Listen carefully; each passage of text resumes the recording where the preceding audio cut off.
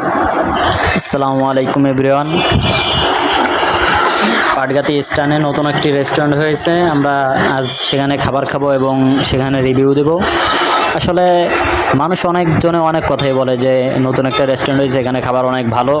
আসলে নিজে না যে তো বলা যায় না, যে মানুষের কথাই বোঝা যায় না যে খাবারটা কেমন কি। এজন্য আজ আমরা চলে আসলাম পাটগাতি স্টানে, মানিক সাহেব সুপার মার্কেটের উপরতলায় নতুন একটি রেস্টুরেন্ট হয়েছে। আমরা আসলে যাব, বাইকটি এখানে পার্কিং করে এখন আমরা ভিতরে যাব। আপনার ভিউটা আসলে অনেক সুন্দর, কিন্তু মানুষের যেভাবে বলে তার থেকেও বেশি সুন্দর। বললো যে ভাই আপনারা কি ব্লগিং করেন? বলছে হ্যাঁ ভাই, আমরা নতুন ব্লগিং করি এবং নতুন শুরু করছে। আমার বন্ধু নতুন বাইক কিনছে, নতুন 2-3 দিন হয়েছে নতুন বাইক কিনছে। আমরা তাই সেই বাইকটা নিয়ে আসলাম ঘুরতে। ভাই এসে বললো যে আপনারা কী খাবেন? আমরা বললাম যে ভাই আমরা জানাচ্ছি, একটু 2 মিনিট সময় দিন। পরে ভাই বললো রে ঠিক আছে আপনারা দেখেন। এরপরে আমরা দেখলাম যে কি খাবো। আমি বললাম যে সেই বিরিয়ানি খাবা নাকি? পরে ওই ভাই বললো যে না, এই বিকালবেলা এখন বিরিয়ানি নয়, তারা বলছে যে তেহরিটা খেলে তেহরিতে অনেক স্বাদ।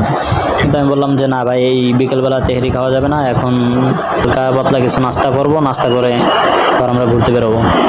পরে আমি আমার পাশে থাকা এই বড় ভাইকে বললাম যে ভাই তাহলে কী খাওয়া যায়? পরে আমরা বার্গার অর্ডার করলাম, হয়তো আসতে একটু সময় লাগবে। তারা গেল যে এই অর্ডারটি কনফার্ম করলো এবং বললাম যে ভাই সে সময় কতক্ষণ লাগবে? বললো যে 5-7 মিনিটের মতো লাগবে। তখন আমরা একটু মজা করছিলাম, সেলফি তুলছিলাম। পরে 5-7 মিনিট হওয়ার পর আবার জিজ্ঞেস করলাম ভাই আর কয় মিনিট লাগবে? বলা যায় এখনই চলে আসবে।